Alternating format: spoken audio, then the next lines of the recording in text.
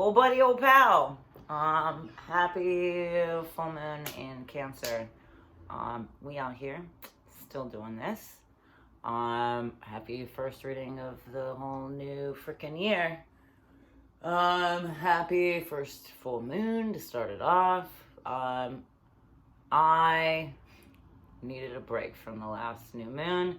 And reasonably so, thankfully so, because I remember seeing some things last time that I feel like are only that much more empowered this time around. So we're just going to focus on that.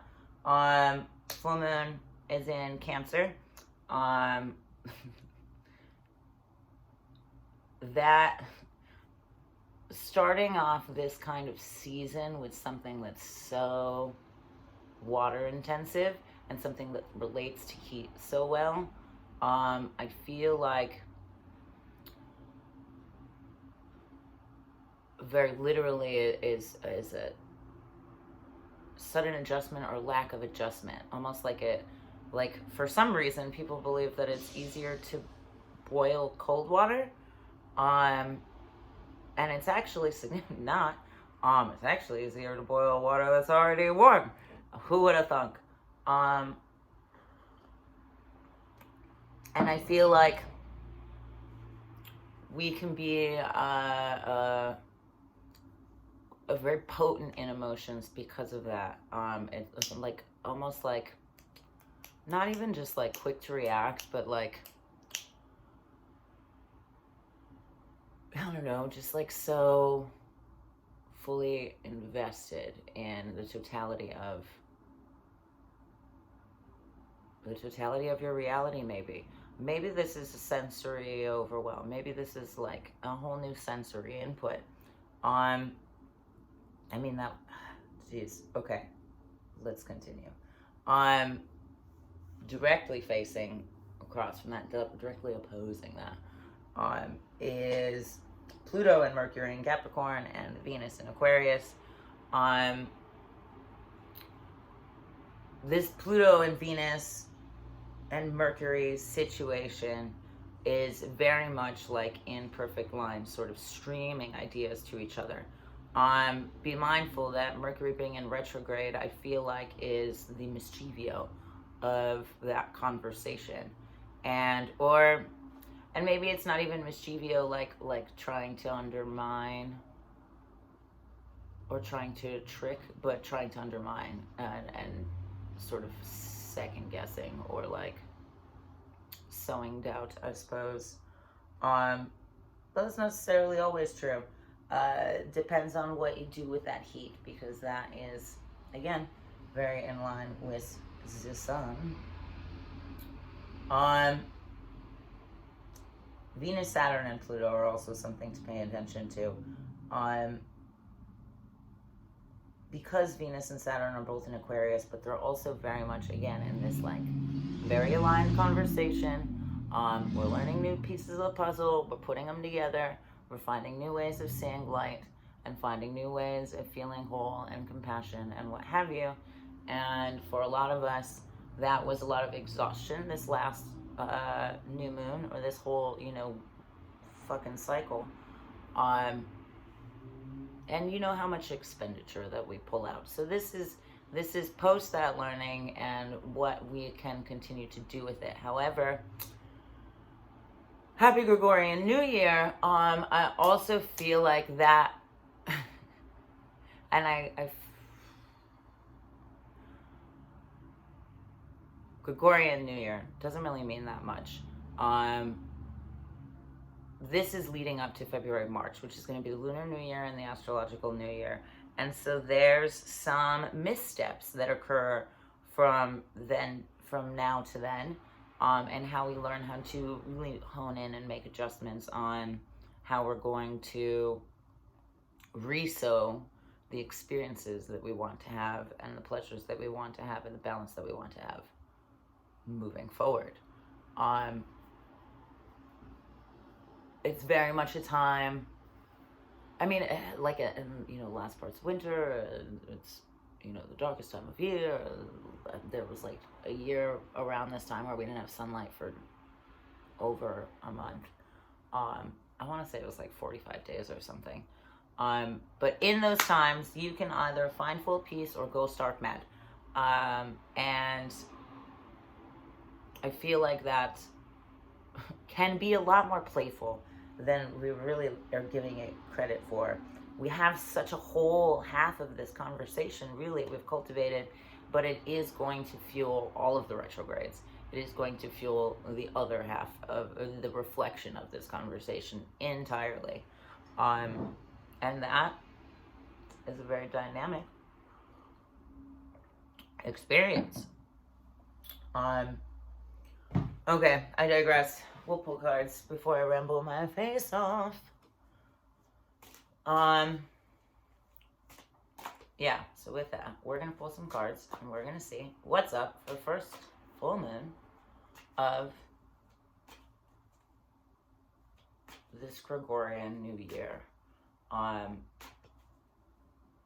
But you know, another full moon in the mid to end cycles of darkness and winter and what have you.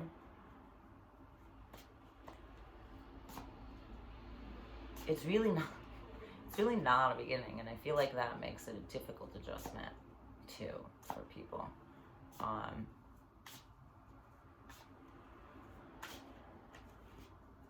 understanding that sure seems to help.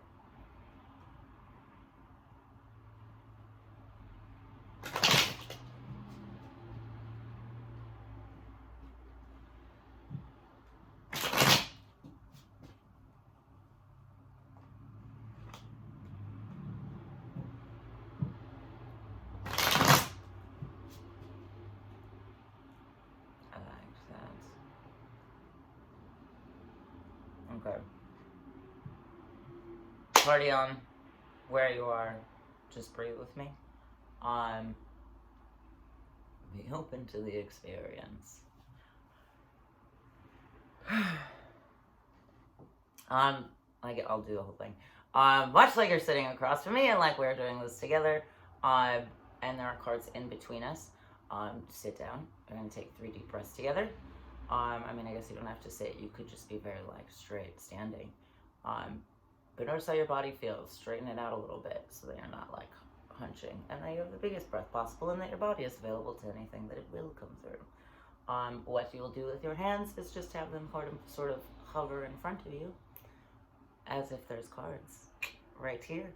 And so we'll breathe together, and you can kind of imagine those cards being available to you. My hands don't need to be here. I need to be here. Okay.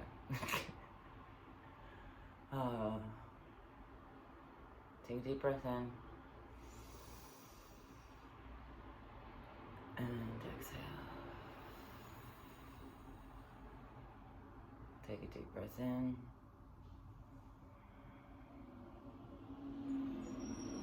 And exhale. One last deep breath in. Exhale.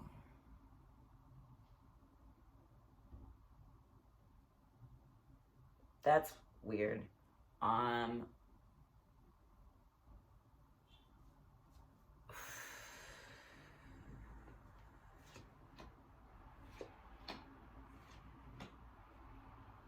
Okay.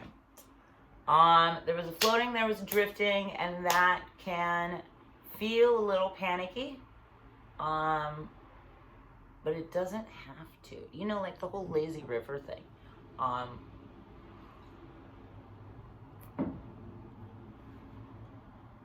Channel that, being able to just kind of float and trust the direction of the current, rather than feel like you're drowning, or feel like you're being, rushed off a cliff.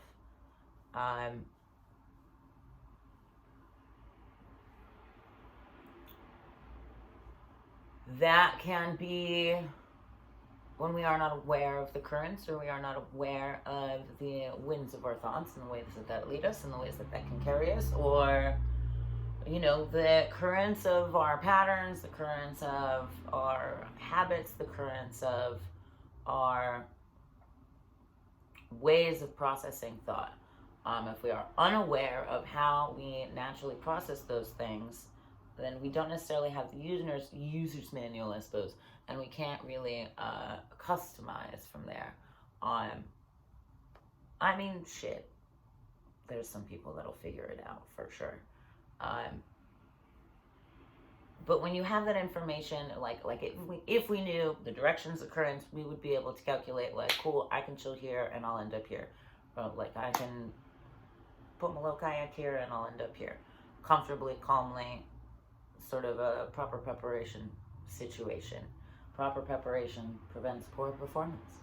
That's really hard to say. But when you are not and you are thrashing against the current, then panic ensues. And you feel like you're being rushed off a cliff that you don't want to go into. I know that's a lot, but there's very much that potentiality here. We have Death, the Emperor, and the Ten of Swords. Death is a new beginning. However, it is also, it can be a painful end. Or an uncomfortable end. Pain is a Western concept. I can expand on that, I swear.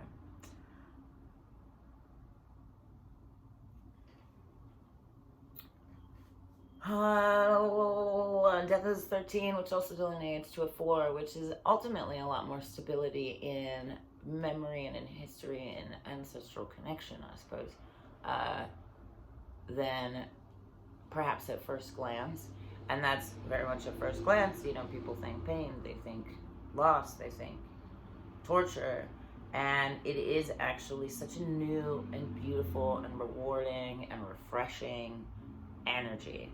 And it's a very, like, spiritually renewing energy, and it's a very, like, fresh version of you, and fresh take on ideas.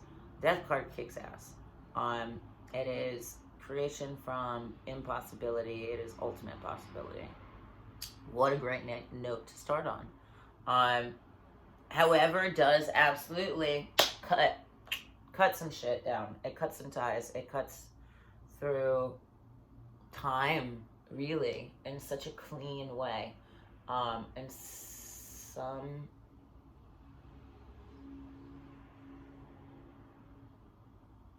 some aspect of it is cyclical, and some aspect of it, I think, is, I don't know, it doesn't have to be a recurring process.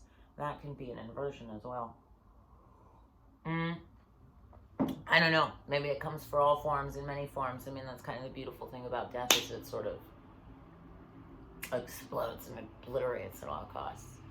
I was reading with another deck, and there's a card yesterday or something like that. And there's a card that actually is tied to death, the Tower, and justice all together. And that would kind of reiterate this expansion or explosion, implosion in all directions, this sort of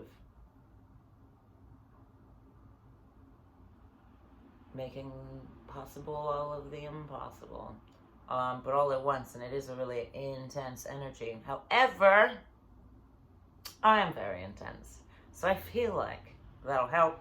The Ten of Swords is also here, and that is very much intensity. That's internal intensity. That is an intense place to be in your own mind and in your own body, because of your mind, not because of your body. And I feel like that may be an understanding that these two cards need to come to. There doesn't need to be a death of the body, and there doesn't need to be a death of the mind. But there is new life when those things meet and when those things sync. I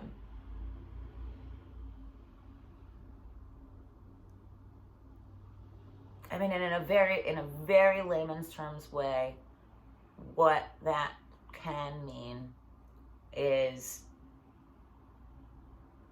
like gratitude for your body, and understanding, like, like, my body isn't stupid. My body doesn't suck. Like, my body isn't not working. My mind isn't working if that's what it thinks of this vessel. My mind needs adjusting if that's how it's witnessing this vessel and taking part in this vessel. And like, as much as it's like a easier said than done thing, it's kind of like new belief patterns, creating this new understanding of like, your body is responding to your mind is responding to your heart is responding to your intuition, rather than the other way around. Because our society is so literally based and is so like tangibly obsessed and so bodily obsessed too, very much so. I think we tend to get that sort of obfuscated and mixed up. And it's very easy to, because seeing is believing, and so what you see and what you perceive is seems like it's the first step. Seems like that's the logical first step. But there's a form of belief underneath that. So rather than just, like taking you for what, like just taking you in for what you are, like taking where your mind is at while also in that space, because that can change the paradigm of the way that you're viewing and the way that you speak to yourself and hold yourself in regard to any situation. Perspective, my friends. And again, easier said than done, because the Ten of Swords is very much like a mental health card. It's some dark places, but at the same time, it's not just wounds. And like this is very much body to me. I don't think I've actually really sat with this card and felt all of these wounds in such a serious way, without understanding the healing behind that more so, which is again why I'm kind of getting this like very literal body thing.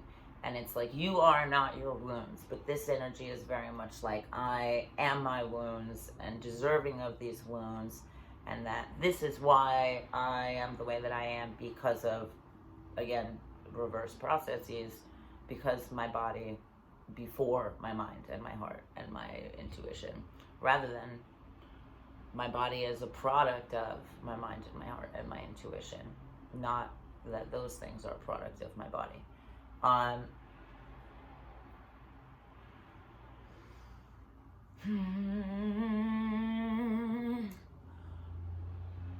For me, on a personal level, I absolutely want to say to lean into those things, because sometimes it's a healthy purging. For me, this can mean a lot more so blood magic, and a lot more so some blood ritual or bloodletting of some sort.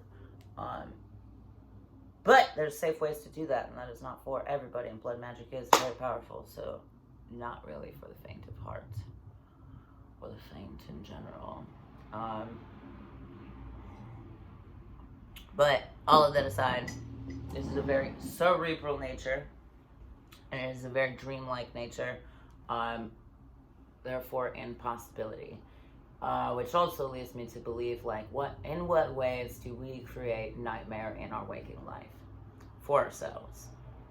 In what ways do we paralyze ourselves in waking life, like has happened in nightmares?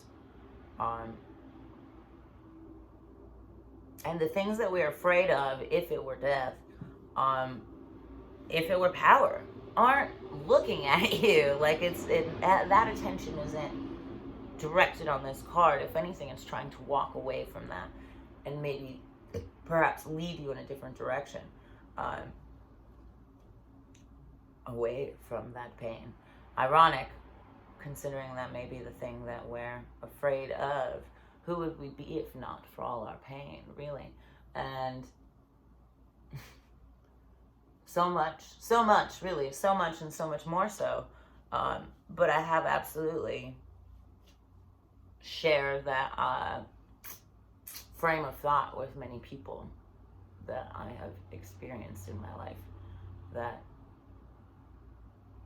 sort of attachment and familiarity with cyclical pain and obfuscation, and an inability to see yourself clearly because of that.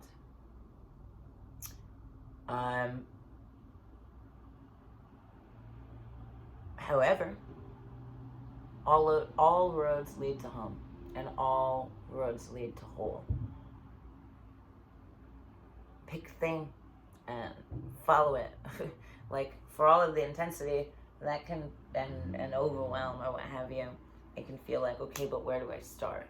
Like, I want to be a whole different person. Like, but where do I start? What do I pick first? Like, I want to do a whole different thing, but where do I start? But da-da-da-da-da. Pick anything. It is part of your path. It will all lead to the same place. It will all lead to where it's meant to. You just have to pick a place to start. It's like, I don't know, like anything, like a puzzle.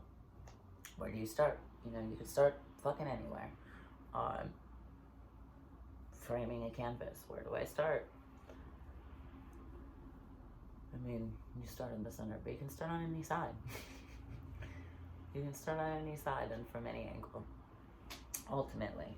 And with that is, again, this 4, ta-da, the Emperor. Ooh, 2 floors. It's proof.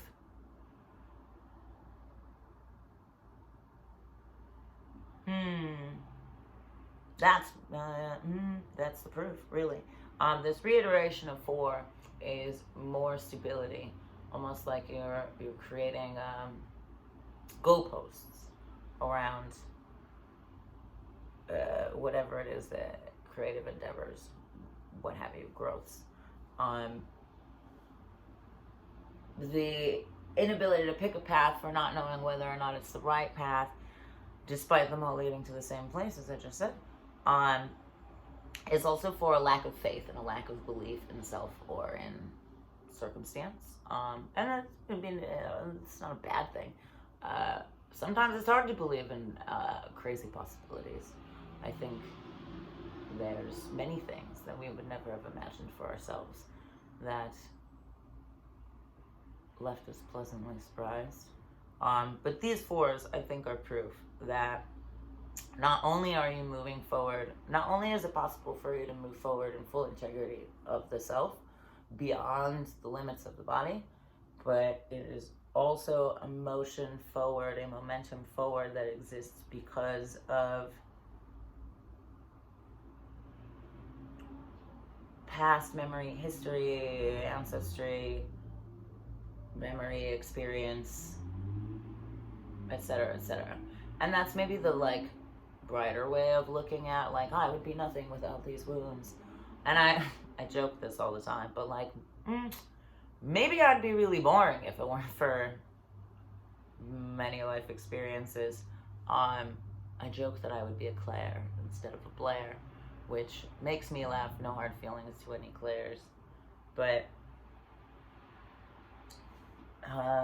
it's the brighter way of looking at things.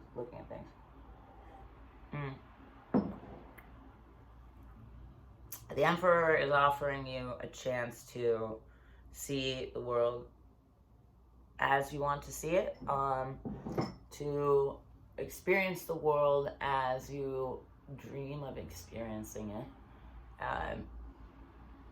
He's offering you this opportunity, but with it comes the choice, and that is the choice to be authentic and integral with yourself and with all versions of yourself, sifting through the many versions of yourself and sifting through the many pathways and filters that we have in our bodies and in our thoughts, and in our emotions.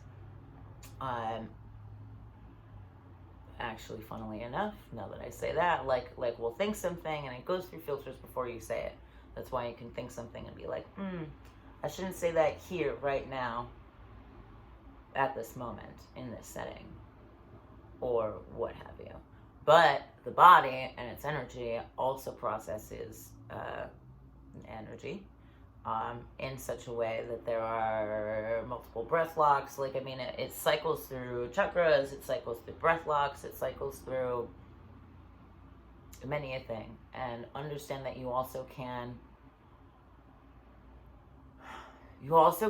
have energy, take part in the energy in the world around you that isn't from people. And this is something that I guess I kind of learned recently, but has been very helpful for me in moments like this. If you believe in Reiki, party on. If you don't, you need to start partying on. But so any kind of energy work can be very draining. Life can be very draining. You don't have to be an energy worker to fucking feel that. But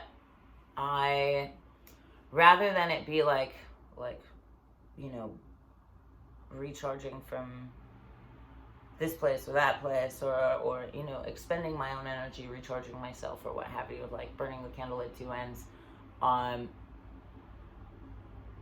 it was about tapping into the Reiki that the world already offers and the energy that is already sort of vibratorily in the grass and in the trees and in the air and all of these things, and everything that naturally puts off, like the water around me, all of my plants, blah, blah, blah, blah. And tapping into that as if it were offering me Reiki. Because it, you know, the same way you would ask a plant before you clip its leaves or clip its flowers, ask that it offer you some of the energy that it has too. And my point with that was that even in the energy that we have as it filters through, can also come from the history of you and the history of the earth. And in, you know, past and memory and all of that sort of a prior kind of experience also, or preliminary preceding, all of those things also can just come from the void and the abyss and everything around you. And suddenly you have this sort of endless, rechargeable, renewable resource for you. Granted, with everything comes a balance, and that comes with gratitude, and that comes with offering as well. So keep that in mind in those moments as well. Sometimes the most draining thing is that we're so stuck in ourselves. And death would not be, because death is beyond the self. Death is an abyss. Death is void. Does death have a self? I don't know. Okay.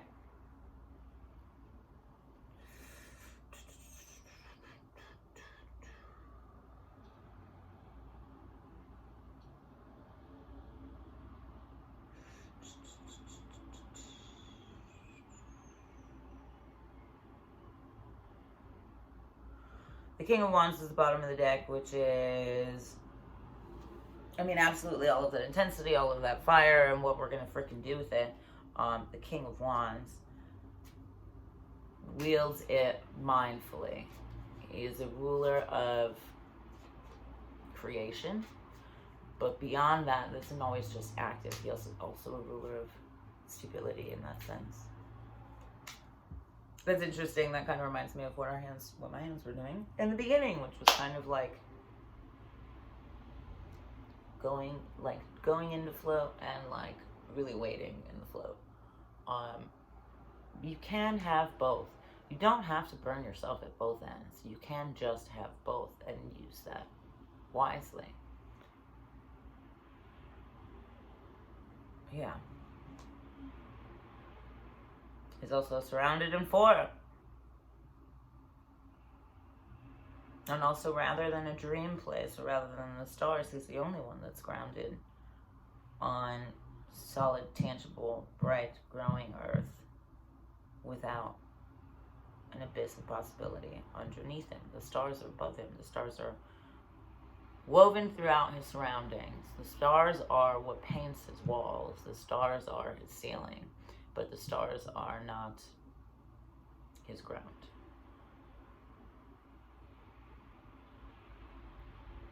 So find your connection and see how much space that really opens up for you. How much more energy that can really open up for you.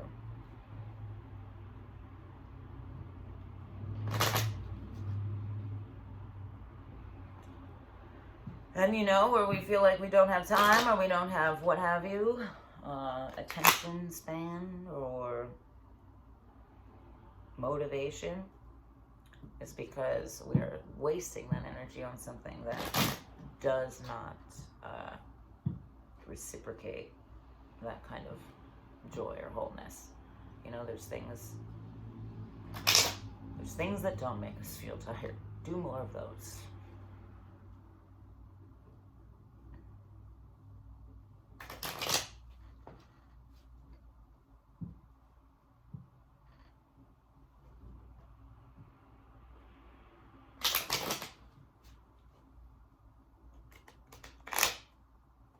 There's a dragon and a belt that looks like pyramids. This dude is very in tune with energy centers.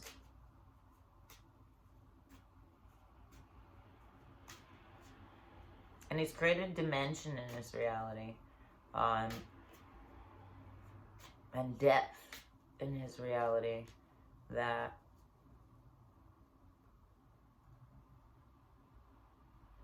is unquestionable. Seemingly impossible. There's so much space. And so much expansion. And so much momentum. And you know what? His head is in his home. I mean, his home is in his head. That's where his stability is. Which again is the paradigm of perception. I mean, the paradigm in perception and the ways that we create reality. Like, yes, every wall feels tighter when you feel generally unpleased with the space that you've created or what fills that space. How do we get those walls to breathe? How do we get you to breathe? How do we get those walls to breathe? How do we make that space move beyond?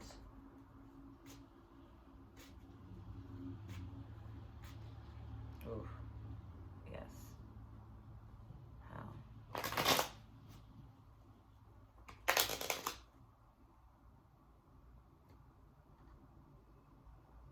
The roof of the house is here too. Heart is a home.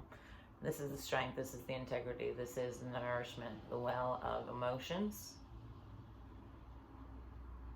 Stature, confidence,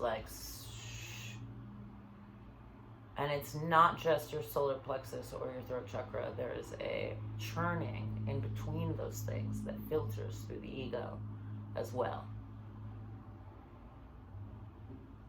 in those energy centers. Okay, I like that card. That card stand with me for a minute. Numbers, because time and space move together. Likewise, same spiel, same thing. Shtick? I don't know. Be wherever you are and breathe with me. I'm going to take 3 deep breaths together, making yourself available to whatever energy is amidst in the collective for this full moon, and also so that I can pick up on it. Take a deep breath in and exhale. Take a deep breath in and exhale.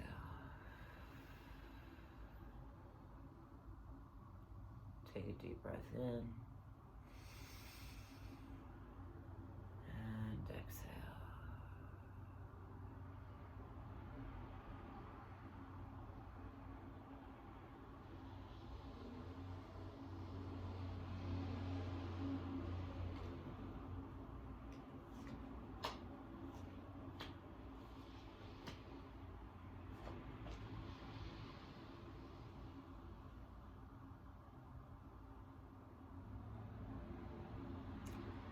Okay, that makes sense.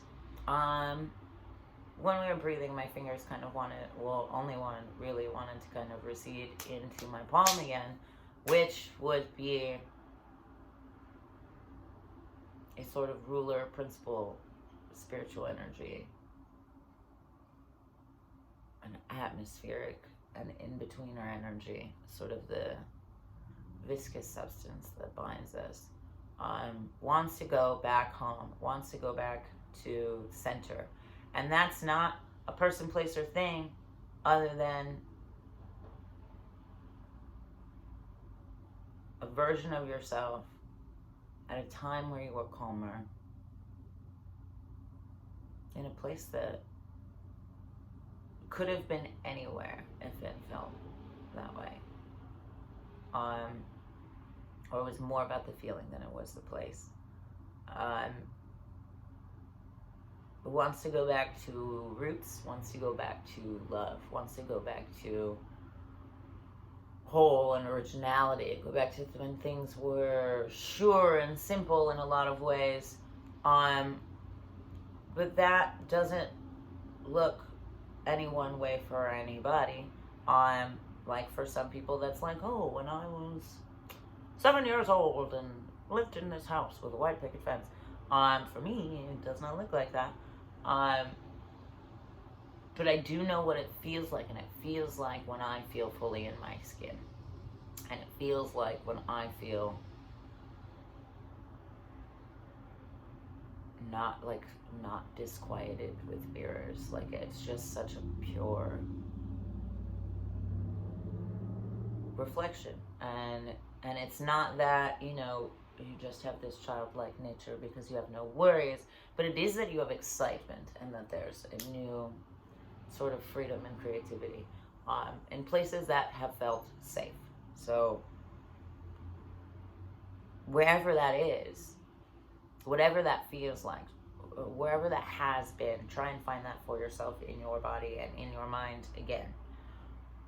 Because of all the fucking things that have been said, home is where your heart is, sure, but it's also where your head is at. Because that ultimately helps frame your reality.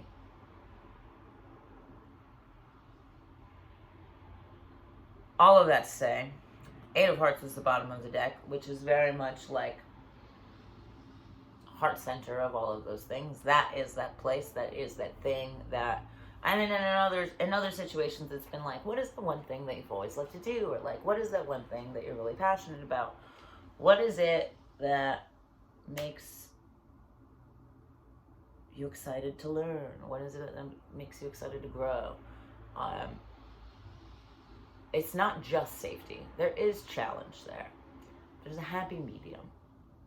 And there's nothing in the world that is that stable except us.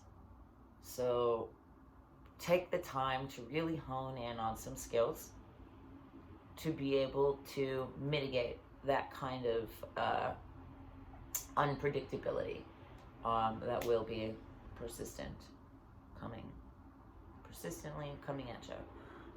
Persistently coming. Jack of Diamonds, King of Clubs, 3 of Diamonds. I think the 3 of Diamonds is kind of like a warning too, because that can go very many ways. If you do not hone in on those skills, then you will be swept away by the currents of whatever it is that wants to program you to accept whatever those conditions are until you snap.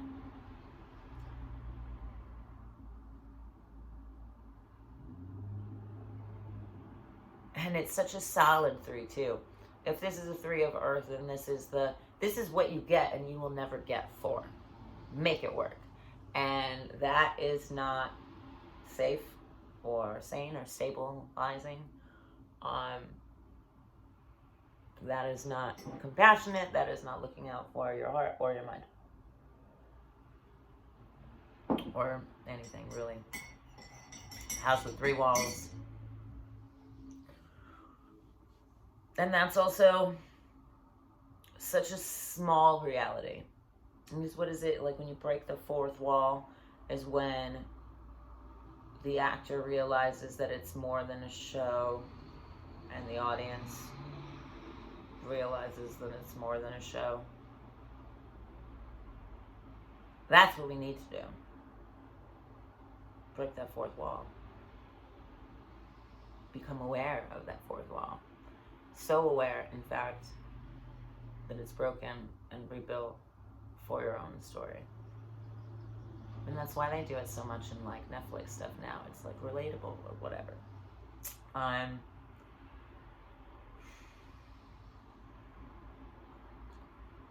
The Jack of Diamonds is very longing. Whether that be a perpetual longing for more, or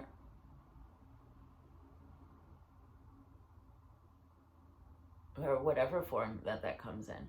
Like it could be perpetual longing for like, you know, bigger house or more money or more friends or what have you. It doesn't necessarily all have to be like that tangible. But ultimately that's a very island of a world. It's a very unstable island of a world.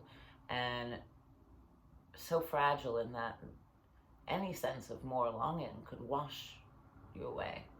Can you be swept away with this idea, this sense of your own longing? You lose yourself to it. And again, let's hone in on those tools to mitigate those experiences. There's nothing wrong with longing or wanting.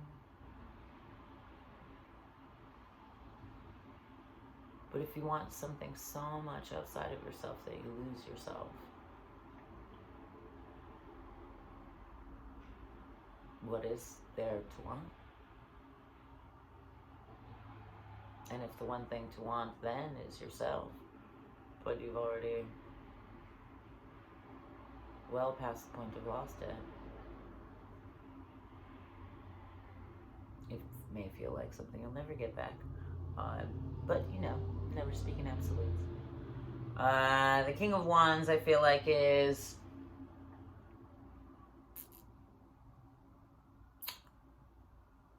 maybe a little bit more isolated, and maybe feeling really boring for that. There's a persistent mundanity to the visuals of the card. However, the King of Clubs is very much like the King of Wands. And perhaps that is the calmness that is the center point of this. Like, this is the king that this King of Wands would fight for. And he wouldn't ask much. He wouldn't ask, like, the world of you. He would ask small things that require patience. He would ask, much like Earth and nature would, of the little things, of the small pleasures, of every blade of grass and every leaf. And I think that that is perhaps a softness and an ease that this Three of Diamonds character would not understand if they remained in that three-wall perspective. Conversely, this kind of nature can lead this Three of Diamonds to create and imagine well beyond those three walls and sort of rewrite their own narrative. You know, when you're so